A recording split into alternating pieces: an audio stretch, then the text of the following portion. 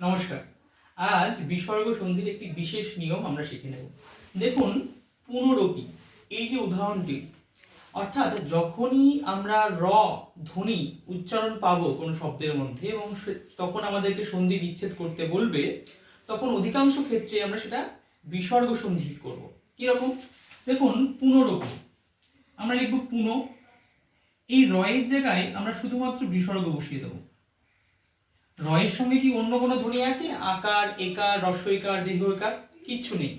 কিছু নেই মানেই কি আছে? অ আছে। তাহলে আমরা এখানে অ বসালাম। পাশে কি আছে? পয়ে রস্বই বসিয়ে দিলাম। পুনরূপী।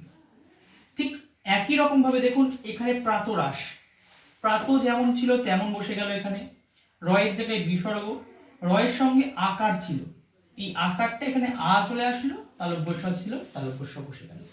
ঠিক একই রকম ভাবেই অন্তরিক্ষ, অন্তরা যা আছে তাই বসে যাচ্ছে, রয়ের জায়গায় বিসর্গ এবং রয়ের সঙ্গে দীর্ঘ ই আছে, তাই দেখুন এখানে দীর্ঘ ই বসেছে, দিয়ে ক্ষিয়।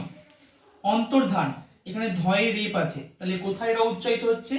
অন্তর পরে এখানে র উচ্চারিত হচ্ছে, অন্তর্ধান, অন্তর র। তাহলে এখানে অন্তরটা যা আছে বসে গেল, এখানে র উচ্চারিত হচ্ছে অন্তর পরে, তাই বিসর্গ এখানে বসলো, ধয়াকার দন্তের ন যেমন ছিল তেমন বসে গেল।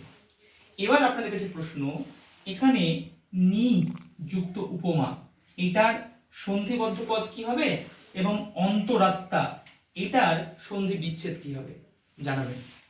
ধন্যবাদ।